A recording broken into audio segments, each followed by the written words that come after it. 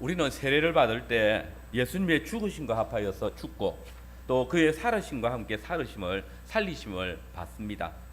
이것이 우리의 고백입니다.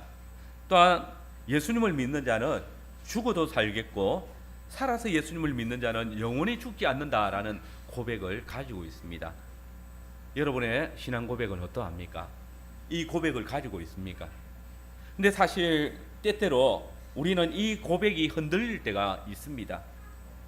사랑하는 사람이 죽어갈 때, 또 나 자신이 큰 병으로 시한부 인생을 선고받았을 때, 이 하나님의 약속, 무릇 살아서 나를 믿는 자는 죽어도 살 것이다 라고 하셨던 그 약속에 의문이 생기고, 과연 내가 죽은 후에 이 하나님의 약속은 무슨 의미가 있을까 하는 의심이 들기도 합니다. 실상 죽음이 하나님의 능력보다 우리에게 강하게 오는 것 같고, 사망의 권세가 하나님의 약속보다 우리에게 더 가깝게 느껴지는 것입니다. 이 시간 여러분의 눈앞에서 이렇게 주님의 약속, 곧 살아서 믿는 자는 영원히 죽지 아니하리라는 이 약속이 덧없이 무너지는 그런 현실들을 살고 있지는 않습니까? 그때에 우리의 위로는 무엇입니까? 우리의 사랑하는 사람들이, 나의 가족들이, 나의 친구가 죽어갈 때에 나는 이 고백에 어떤 신앙을 가집니까? 죽음이 우리를 불러 휩싸고 우리보다 앞서간 성도의 시신을 땅에 묻으면서 우리는 그때 어디에서 위로를 얻어야 하는 것입니까? 그런데 여러분, 오늘 성경은 죽음에 대해서 말하면서 우리가 눈으로 보는 것보다 더 많은 일들이 일어난다라는 사실을 말씀해 주고 있습니다. 저는 오늘 함께 살핀 이 본문의 말씀을 중심으로 성도는 죽음과 부활 가운데서 하나님의 약속의 말씀에 의해서 유익을 얻는다라는 주제로 교리문답 설교를 하겠습니다. 우리는 먼저 성도가 죽을 때에 얻는 유익이 무엇인지를 생각해 봐야 합니다. 우리 소교리문답 37문답을 다시 한번 교독하겠습니다. 제가 문을 읽을 때 답을 읽어주시길 바랍니다.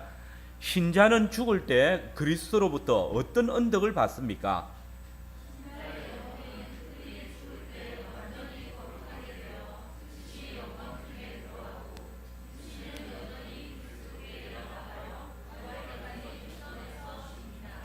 이것을 정리해 보면 그리스도 안에서 죽은 성도는 그의 영혼이 완전히 거룩하여져서 즉시 주님의 영광에 들어갑니다.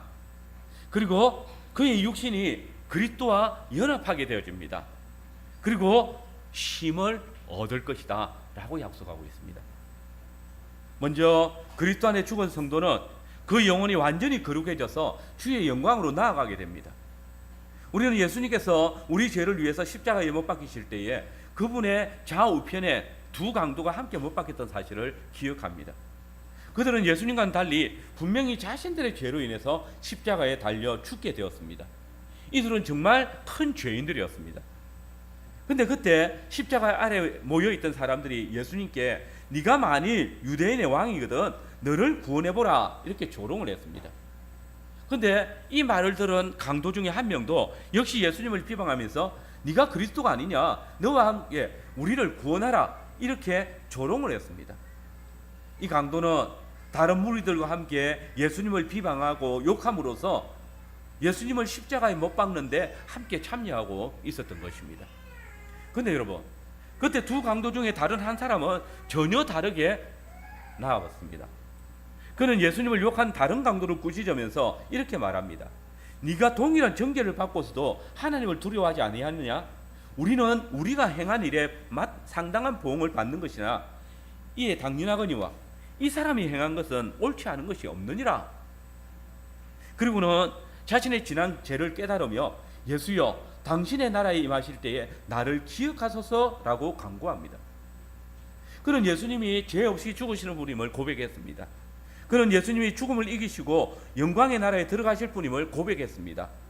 그는 예수님께서 자기 죄로 인하여 죽을 자기 영혼도 주의 나라에 들어가게 하실 분임을 알았기 때문에 고백합니다.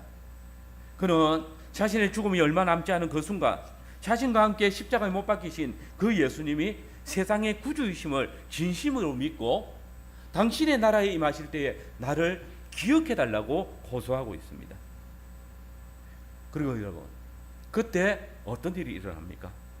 예수님께서 아주 놀라운 말씀을 선포하십니다. 누가복음 23장 43절입니다.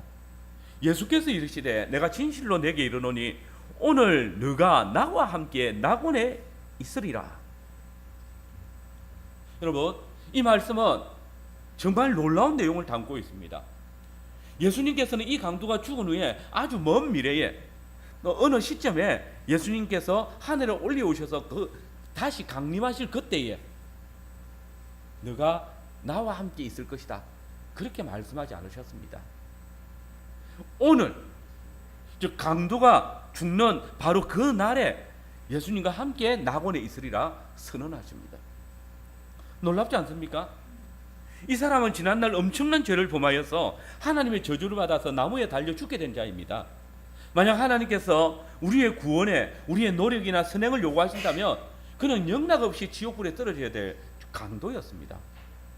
그런데 예수님께서는 바로 죽음 직전에 회개하는 이 죄인에게 죄의 형벌로 죽어가는 그 십자가 위에서 영광의 나라에 속한 분임을 고백할 때, 예수님, 당신은 죄로 인해서 죽을 나의 영혼도 능히 당신의 나라에 들어가게 하실 전능하신 분이십니다 라고 고백할 때, 예수님께서는 그의 믿음을 보시고 오늘 너가 나와 함께 낙원에 있을 것이다 분명하게 약속하십니다. 바로 죽음 직전까지 죄인으로서 받아야 될 형벌이 있는데, 그리스도 안에서 죽을 때에 그리스도께서는 네가 거룩한 하나님의 존전에 설 것이라고, 나와 함께 낙원에 있을 것이라고 선포하십니다. 여러분, 우리가 살아있을 때 하나님께 어렵다 하심을 얻고 하나님의 자녀라 칭함을 받지만 하나님의 말씀 안에서 성령의 인도를 받아 거룩한 백성으로 살아가지만 이 모든 것이 죽고 나면 무슨 소용이 있겠습니까? 그러나 보십시오. 주님은 그때 우리에게 이 죽음이 끝이 아니라고 분명하게 말씀하십니다. 히브리서 기자는 한 번 죽는 것은 사람에게 정한 것이고 그 후에 다른 일이 있다라고 말씀하십니다. 심판이 있으리라.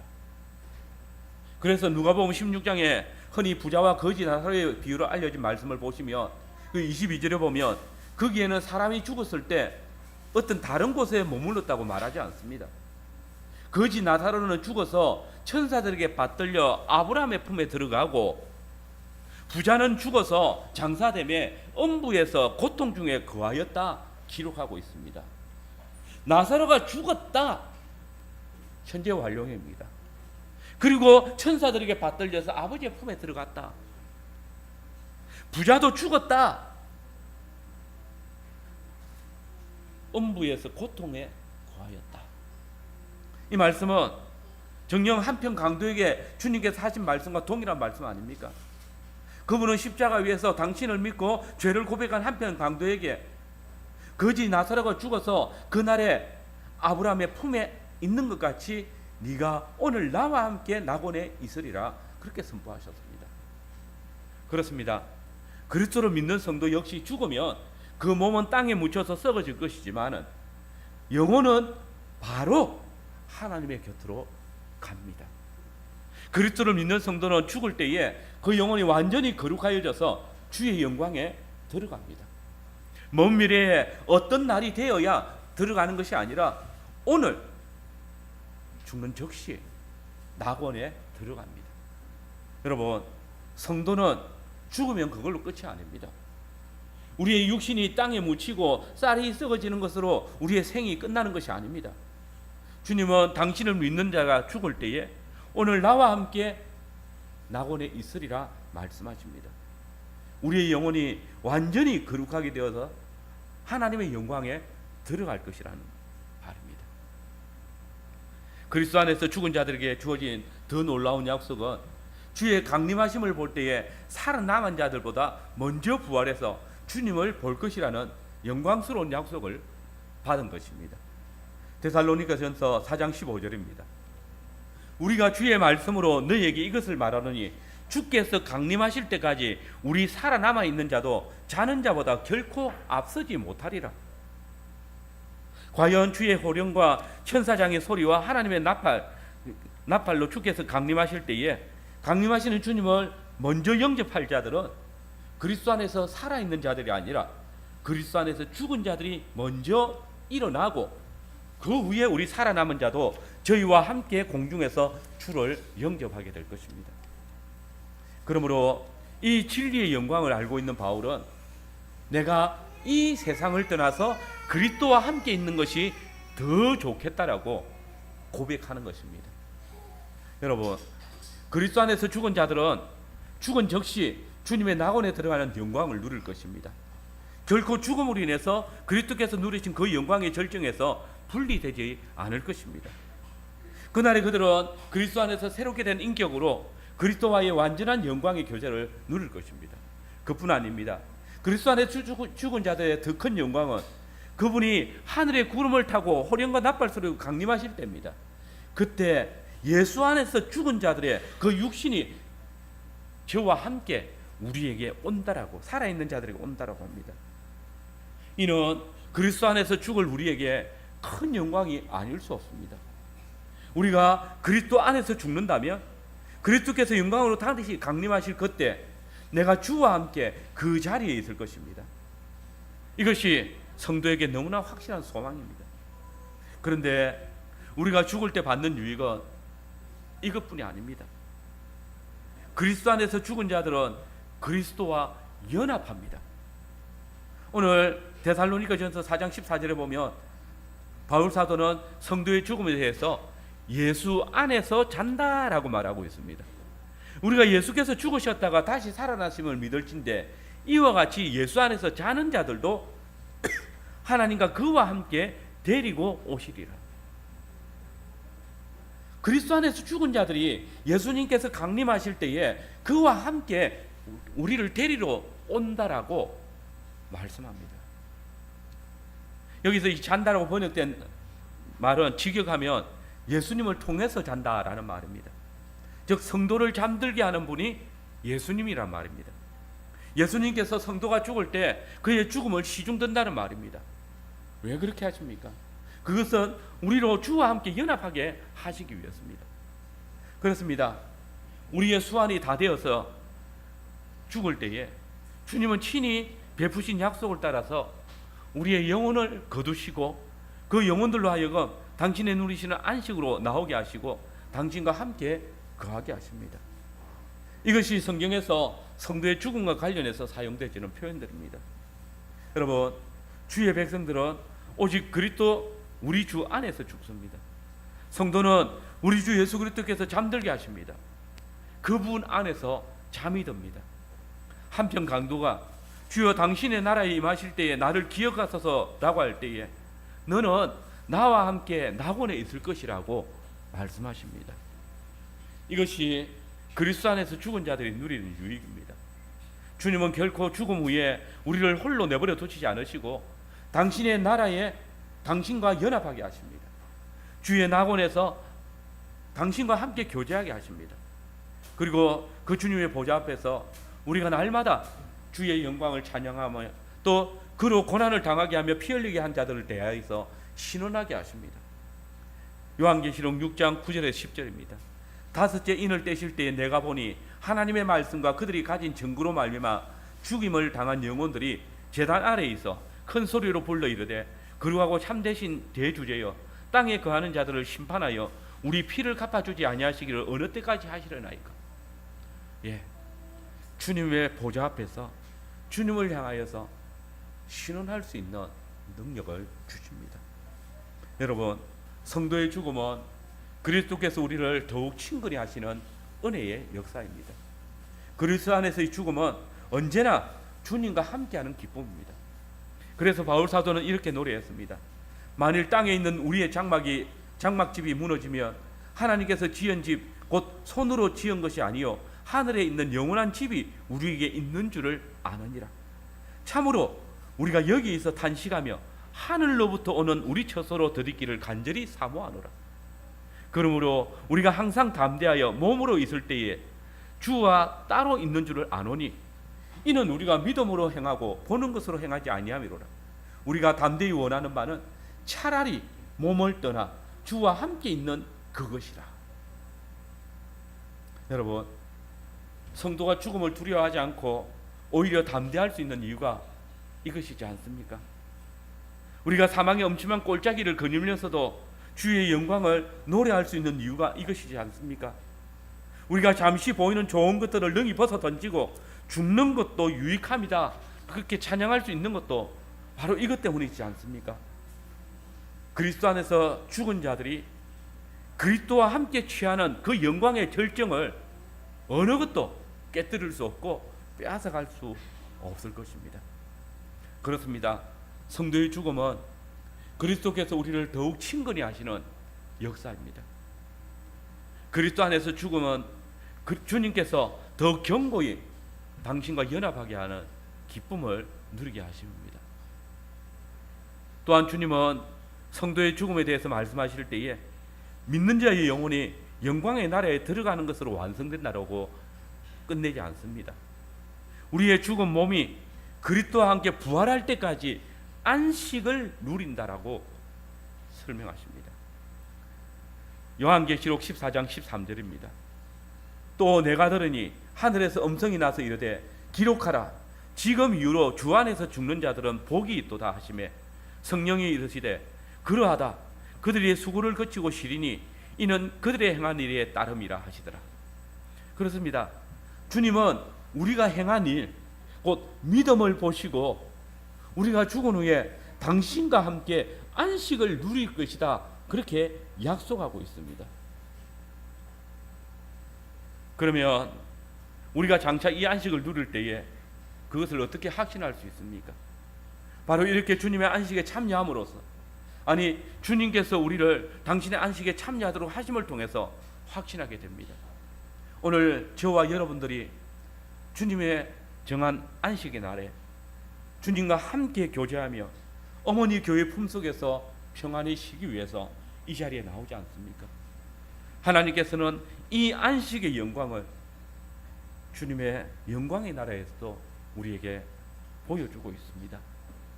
비록 지금 우리의 안식을 위협하는 일들이 많고 하나님의 사랑과 그리스도를 향한 믿음을 연약하게 하는 일들이 많이 일어나지만 그리스도 예수를 믿음으로 첫째 부활에 참여한 성도들은 하나님께서 우리에게 주시는 안식을 그 어느 누구도 빼앗을 수 없다는 사실을 확신하고 살아갈 수 있습니다. 내가 확신하노니 사망이나 생명이나 천사들이나 권세자들이나 현재의 일이나 장래의 일이나 능력이나 높음이나 깊음이나 다른 어떤 피조물이라도 우리를 우리 주 그리스도 예수 안에 있는 하나님의 사랑에서 끊을 수 없으리라. 그렇습니다. 우리는 죽음이 우리의 안식을 빼앗을 수 없을 뿐만 아니라 우리로 영원한 안식으로 나아가게 하는 통로임을 고백합니다. 여러분, 요한복음 5장 28절 29절을 우리 같이 한번 읽어보겠습니다. 5장 28절 29절입니다. 같이 읽겠습니다. 이를 놀랍게 여기지 말라. 무덤 속에 있는 자가 다 그의 음성을 들을 때가 오나니 선한 일을 행한 자는 생명의 부활로, 악한 일을 행한 자는 심판의 부활로 나오리라. 여러분, 우리 주님께서는 여기서 예수님을 믿고 죽은 자나 믿지 않고 죽은 자나 무덤에 있는 자들이 다 하나님의 아들이신 예수님의 음성을 듣고 일어날 때가 있는데, 그때가 27절에 보면 이 세상을 심판하실 때라고 이야기합니다. 즉 예수님께서 이 세상을 심판하시기 위해서 땅 위에 다시 오실 때 그때 모든 죽은 자들이 다시 살아날 것이라고 하십니다. 그러면서 뭐라고 합니까? 당신을 믿고 죽은 자들이 다시 살아나는 것을 가리켜서 생명의 부활로 나오는 것이라 라고 선언하십니다. 왜냐하면 그때가 되면 이 사람들은 이제 영원만 하나님의 나라에서 예수님과 함께 사는 것이 아니라 영광스러운 부활의 몸을 가지고 그분의 나라에서 영원히 살 것이기 때문입니다. 반대로 당신을 믿지 않고 악한 일을 하다가 죽은 사람들이 다시 살아나는 것을 가리켜서 심판의 부활로 나온다고 말씀하십니다. 왜냐하면 그때가 되면 이 사람들은 이제 영원만 지옥에서 고통받는 것이 아니라 천하고 흉악한 그 몸을 가진 채로 지옥에 던져져서 영원한 불심판을 받게 될 것이기 때문입니다. 그들은 그곳에서 죽고 싶어도 죽을 수 없고 영원히 뜨거운 불의 태움을 받는 고통에 처하게 될 것입니다. 여러분, 이 주님의 말씀이 우리에게 증거하는 바가 무엇입니까? 우리의 몸이 죽어 썩어지지만 이것이 쓸모없는 것이 되어버리는 것이 아니라 예수님께서 다시 오셔서 영광스러운 부활의 몸으로 다시 살려내실 때까지 땅속에서 쉬며 기다리는 것입니다.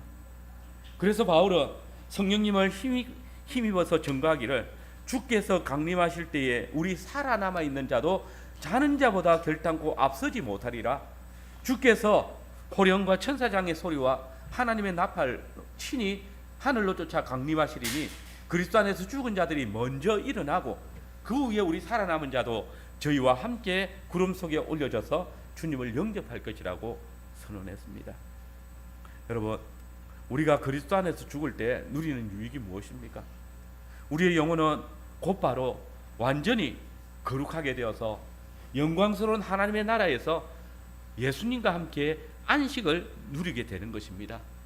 그리고 우리의 몸은 그리스도의 강림하실 때까지 쉼을 누리고 기다리다가 그분이 다시 오시는 날 살아있는 자들보다 먼저 영광스러운 부활의 몸으로 변화되어서 예수님을 영접하고 하나님의 나라에서 영원히 함께 예수님과 거하게 되는 것입니다. 이 놀라운 약속 앞에 주님의 선물인 믿음을 굳게 잡고 죽음을 두려워하지 않으며 오직 주의 나라와 주의 영광을 위해서 힘쓰며 살아가는 성도들이 되시길 바랍니다. 이제 두 번째로 성도가 부활할 때 누리는 유익은 무엇입니까? 우리 교리문답 38문답을 함께 교독하겠습니다. 죄송합니다. 제가 먼저 찾겠습니다. 제38문, 신자는 부활 때에 그리스도로부터 어떤 언덕을 받습니까?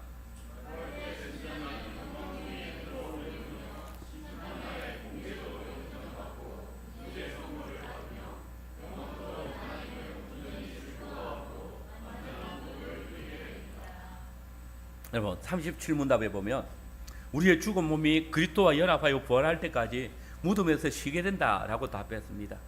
그런데 이 사실은 성도가 죽은 후에 우리의 영혼이 주의 나라에서 영광을 누릴 뿐만 아니라 더 우리의 죽은 몸도 부활하게 될 것을 약속하고 있는 것이지 않습니까? 그런데 우리는 그리스도 안에 있는 자들이 두 번 부활에 참여한다는 사실을 알고 있습니다.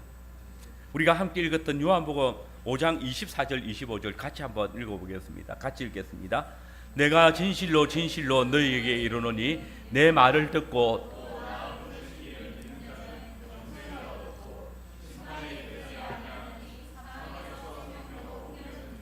진실로 진실로 이르노니 죽은 자들이 하나님의 아들의 음성을 들을 때가 오나니 곧 이때라. 듣는 자는 살아나리라. 우리 이 본문에서 주님을 믿는 자는 어떻게 되었다고 합니까? 사망에서 생명으로 옮겨졌다. 죽었다가 생명을 얻었다. 부활을 했다라고 이야기합니다. 이것이 첫째 부활입니다. 성도의 영혼의 부활입니다. 이 첫째 부활은 모든 자들이 아니라 주의 말씀을 듣고 믿는 자가 살아납니다. 우리의 죽은 영혼이 생명의 말씀을 듣고 믿을 때 사망에서 생명으로 옮겨지는 첫째 부활에 참여하는 것입니다. 죽은 자들이 하나님의 아들의 음성을 들을 때가 오나니 곧 이때라. 듣는 자는 살아나리라. 그런데 교리문답 38문답의 이 부활은 첫째 부활, 곧 영혼의 부활이 아니라 둘째 부활, 곧 몸의 부활만을 말하고 있습니다. 다시 한번 38문답의 답을 보시면 부활 때 신자는 영광 중에 들어 올리우며 심판날에 공개적으로 인정받고 무죄 선고를 받으며 영원토록 하나님을 온전히 즐거워함으로써 완전한 복을 누리게 됩니다. 즉 이 고백은 둘째 부활을 말하는 데살로니가전서 4장과 오늘 함께 읽었던 요한복음 5장 28절 29절을 말하고 있습니다. 먼저 요한복음 28절 29절을 우리 다시 한번 읽어봅시다. 다시 읽겠습니다. 시작. 이를 놀랍게 여기지 말라.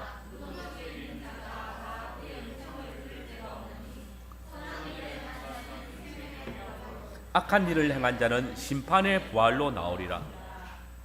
이 부활은 아까 24절 25절에서 말했던 부활과는 다른 부활입니다. 앞에 주의 말씀을 듣고 믿는 자만 살아나는 부활이 아니라 주의 말씀을 들은 자라면 믿는 자나 믿지 않는 자나 차별 없이 다 참여합니다. 이것을 우리는 성도의 두 번째 부활이라고 합니다. 몸의 부활이라고 합니다. 이 부활은 데살로니가전서 4장 15절의 말씀처럼 주의 강림하실 때 일어날 것입니다. 부활 성천하신 예수님께서 온 세상을 심판하시기 위해서 다시 이 땅 위에 강림하실 때 무덤 속에 있는 모든 자들이 다 주의 음성을 듣습니다. 그리고 그 음성을 들을 때 모든 자들이 다 일어납니다. 믿는 자나 믿지 않는 자나 구분이 없습니다. 그리고 그 부활에 참여하면 선한 일을 행한 자는 생명의 부활로, 악한 일을 행한 자는 심판의 부활로 나오게 될 것입니다. 그러면 그리스도께서 강림하실 때에 그리스도 안에서 죽은 자들의 부활에 관한 약속들이 우리의 믿음에 어떤 유익을 주고 있습니까? 오늘 우리 교리문답은 이 몸의 부활을 통해서 우리가 그리스도께 얻는 유익을, 우리가 첫 번째로 영광 중에 들림을 받고 심판날에 공개적으로 어렵다 하심을 인정받으며 또 하나님과 영원한 즐거움 안에서 완전한 복을 누리게 될 것이라고 답하고 있습니다. 참으로 그리스도 안에서 죽은 자들이 몸에 부활할 때에 누리는 영광은 엄청난 것입니다. 먼저 주님께서는 그날에, 곧 당신이 영광 가운데 다시 오시는 그날에 그리스도 안에서 먼저 죽은 자들이 영광 중에 일으키심을 받아 당신을 영접할 것이고, 그리고 그들의 신앙이 공개적으로 인정받게 될 것이라고 말하고 있습니다. 데살로니가 전서 4장 15절 이하의 말씀을 보시면 주께서 강림하실 때까지 우리 살아남아 있는 자도 자는 자보다 결코 앞서지 못하리라.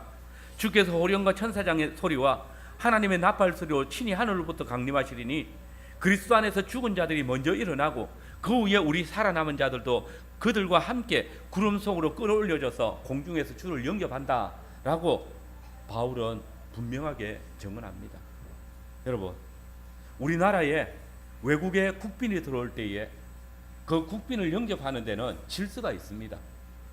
미국이나 러시아, 프랑스 같은 세계 강대국의 대통령이 내한할 때 우리나라 대통령이 직접 나가서 영접을 합니다. 그러나 그보다 좀 못한 나라의 대통령이나 대사들이 들어올 때는 그에 걸맞는 영접관을 내보냅니다. 그런데 오늘 본문을 보십시오. 만왕의 왕이신 우리 주님이 이 세상에 다시 오실 때 이 강림하시는 주님을 가장 먼저 영접하는 자가 누구입니까? 주님은 그리스도 안에서 먼저 죽은 자들이 재림하시는 예수님의 영접관이라 임명받았다고 증거합니다. 주께서 모든 자들을 심판하시는 그날에 그리스도 안에서 죽은 자들이 먼저 일어나서 주님을 영접하도록 하심으로써 그들이 주의 영광에 참여한 것을 인정하시는 겁니다. 그래서 바울은 이것이 엄청나게 큰 복임을 감격적으로 고백하고 있는 것입니다. 주께서 강림하실 때 우리 살아남아 있는 자보다 그리스도 안에서 죽은 자들이 먼저 일어나 주를 영접하리라. 그런데 여러분, 성경은 예수님께서 다시 오실 때 성도들뿐만 아니라 예수님을 믿지 않고 죽은 자들도 부활할 것이라고 말씀하십니다. 선한 일을 행한 자는 생명의 부활로, 악한 일을 행한 자는 심판의 부활로 나오리라. 여러분, 이 말씀이 오늘 저와 여러분들에게 어떤 위로를 줍니까? 믿는 우리가 하나님의 심판대 앞에서 생명의 부활로 나아감으로써 저와 여러분들이 무죄하다라고 선포되어진다는 것입니다.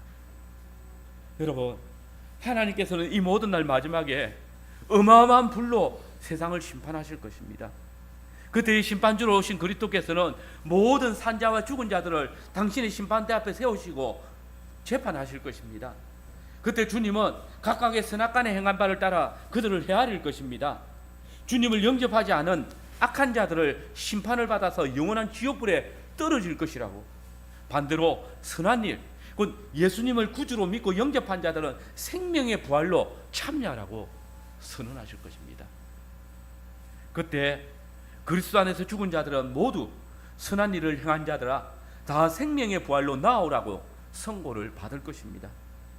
이들은 이미 예수 그리스도의 십자가의 피로 말미암아 자신의 모든 죄를 씻은 자들입니다. 이들은 예수 그리스도의 이름을 믿음으로 말미암아 아버지 하나님께로부터 이미 어렵다 하심을 받은 자들입니다. 이들은 모두 예수님을 영접함으로써 이미 하나님의 자녀가 된 자들입니다. 그러므로 그날에 모든 자들이 주의 심판대 앞에 서 있는 그날에 심판주이신 그리스도로 말미암아 내 아버지께 복받을 너희 의인들아 내게 나와 창세로부터 너희를 위해서 예비되어진 아버지의 나라를 상속하라는 영광스러운 선포를 들을 것입니다. 물론 오늘 이 자리에 앉은 이들 중에 어떤 이들은 이 모든 것들을 생각할 때에 자신들의 수고나 노력으로 이루어진 일이 아니기에 과연 내가 그날의 영광 중에 들림을 받을까? 하나님 앞에서 어렵다 인정함을 받을 수 있을까? 선한 일을 행한 자라고 불림을 받아 아버지의 나라의 상속자로 그 영광을 누릴 수 있을까? 의심하는 자가 있을지도 모르겠습니다. 그러나 여러분, 여러분의 지식이나 여러분의 수고나 여러분의 의를 의지하지 마시고 우리의 유일한 중보자이신 주 예수 그리스도, 그날에 우리를 아버지 하나님 앞에서 변호해 주실 우리의 대언자 예수 그리스도를 의지하십시오. 그가 우리를 그리스도 안에서 그리스도 안으로 부르셨고 그가 친히 우리 죄를 위해서 십자가에 죽으셨고 그가 친히 아버지 앞에서 우리를 어렵다 칭하여 주셨습니다. 그가 바로 모든 믿는 자들에게 구원을 주시는 그 복음이십니다. 그러므로 우리가 의지하려고 하는 우리의 의나 노력이나 이것보다 도리어 우리 주님께서 이루신 것을 더욱 의지하며 주님께서 우리에게 약속하신 바에 구원의 확신을 소망하시기 바랍니다. 여러분, 한 번 죽는 것은 사람에게 정한 것이고 그 후에는 심판이 있을 것이다. 이것이 주님의 약속입니다. 그리고 모든 사람은 다 같이 주님의 심판대 앞에 서서 그 행한 대로 심판을 받을 것입니다. 그때 우리 주님은 그 심판대 앞에서 우리를 보실 것입니다. 믿음 안에서 죽은 자들을 보실 때에 내가 너를 밝히 안다라고 하시며 생명의 부활로 들어가라고 하실 것입니다. 그때 주님이 모든 죄인들 앞에서 우리를 반가이 맞으시며 너는 나의 아버지 하나님의 나라를 상속하라고 선언하실 것입니다. 우리의 무죄를 보증하여 주실 것입니다. 이뿐 아니라 주님께서는 그리스도 안에서 죽은 자들이 부활할 때에 또 다른 유익이 있음을 알게 하십니다. 완전히 복을 받아 영원히 하나님을 흡족하게 즐거워하는 것입니다. 여러분, 성도들에게 있어서 가장 큰 복이 무엇입니까?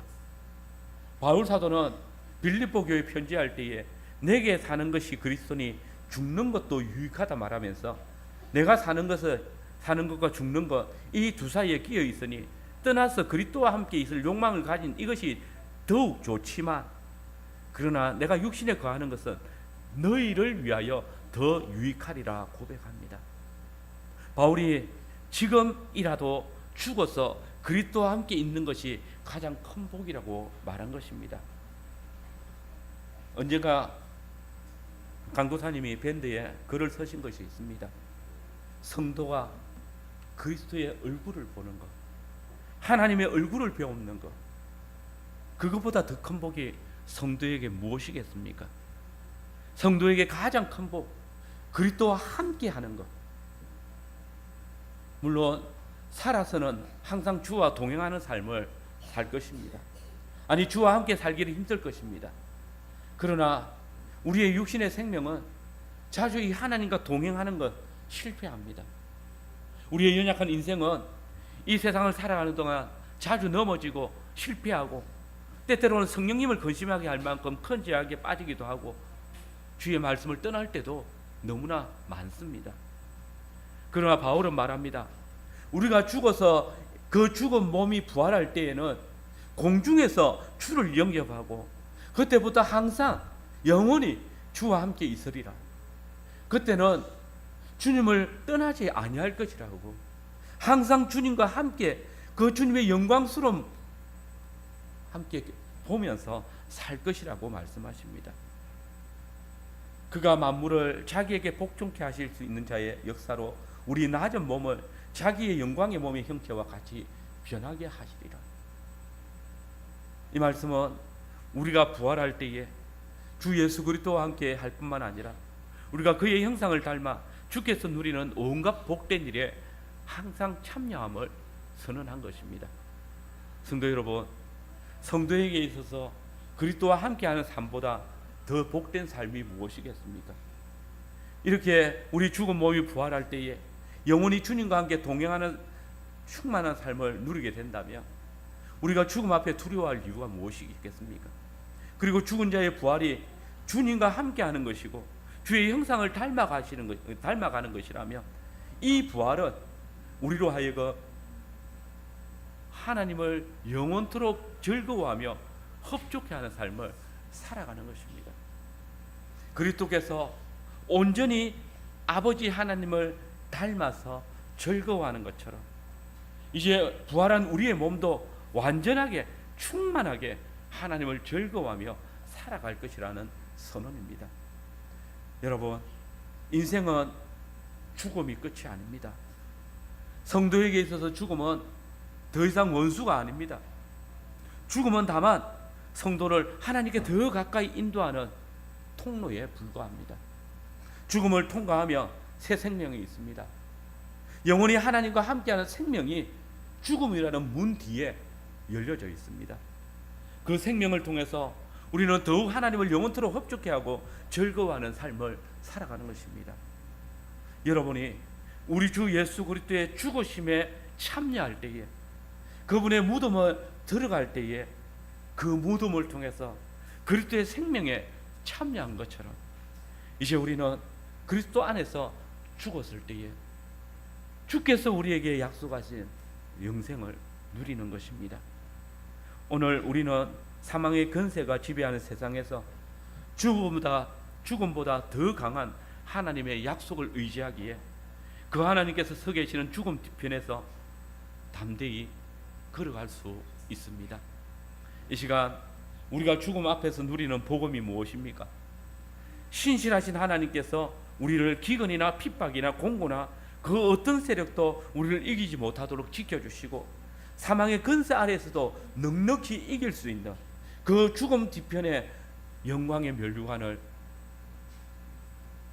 우리에게 주신다는 약속입니다. 또한 우리가 죽을 때에 그리스도 안에서 잠잘 때 영원한 영광에 참여하며 주께서 다시 오실 때 우리의 죽은 몸이 부활하며 그 영광스러운 주님의 강림을 살아있는 자보다 먼저 영접할 수 있을 것입니다.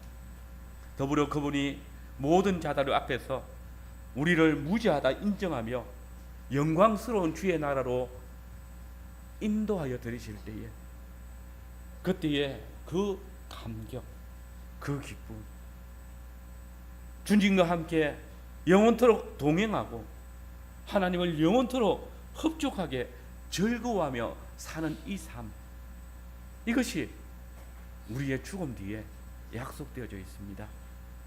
여러분, 그리스도 안에 있는 자들에게 죽는 것이 유익일 뿐만 아니라 또한 죽은 몸의 부활도 우리에게 영광스러운 것입니다. 우리 주님께서 다시 오실 때 주님께서는 우리 죽은 몸을 영광 중에 일으키시고 모든 산자와 죽은 자들을 심판하실 때 그리스도 안에 있는 자들에게 최종적인 무죄 선고를 하심으로써 영원히 주님과 함께 살면서 흡족한 즐거움을 누리도록 인도하실 것입니다. 그래서 바울은 이렇게 말씀을 전했습니다. 생각건대 현재의 고난은 장차 우리에게 나타날 영광과 좋게 비교할 수 없도다. 과연 우리는 주의 말씀을 통해서 우리가 현재 당하는 고난과 또 지금 이 세상에서 맛보는 모든 영광보다 장차 우리가 주의 장막에서 누릴 영광과 기쁨이 더 큰 것을 보며 그 나라를 향하여서 나아가고 있는 것입니다. 이 시간 무덤 속에 있는 자가 다 그의 음성을 들을 때가 오나니 선한 일을 행한 자는 생명의 부활로 악한 일을 행한 자는 심판의 부활로 나오리라는 그 주님의 말씀을 평생에 기억하시길 바랍니다. 그때에 선한 자들과 악한 자들은 모두 그리스도의 음성을 듣게 될 것입니다. 이러한 그리스도의 가르침대로 하자면 선한 자들과 악한 자들, 이 양쪽의 몸의 부활은 같은 시간에 이루어질 것입니다. 그때 우리 중에 어떤 이는 심판의 부활로 나아가야 될 자가 있을 것이고, 말씀을 듣기는 들어도 마음으로 믿지 않음으로 말미암아 심판의 부활에 참여할 자들이 있다는 사실. 그래서 바울은 이렇게 교회들에게 권고했습니다. 우리 데살로니가 전서 4장 18절을 같이 읽겠습니다. 그러므로 이러한 말로 서로 위로하라. 여러분, 우리가 당할 죽음 앞에 나타날 영광스러움과 그 복을 기억하시며 함께 형제된 자들을 위로하고 권해서, 정말이지 우리 중에 한 사람도 주의 강림하시는 그 날에, 주님의 심판대 앞에 선 그 날에 심판의 부활로 나아가는 자들이 없기를 바랍니다. 그 심판의 부활의 자리에 선 자들에 대해서 하나님의 영광스러움을 누리며 함께 그 영광의 자리에 나아가는, 하나님의 나라를 상속받을 자라는 인정을 받으며 주님의 그 영광스러움에 참여하는 성도들이 되어야 될 것입니다. 진실로 우리의 죽음 위에 있을 놀라운 약속들을 믿음으로 심판의 부활이 아니라 생명의 부활로 마지막 날에 그리스도의 영광을 보는 모든 성도들이 되시기를 간절히 소망합니다.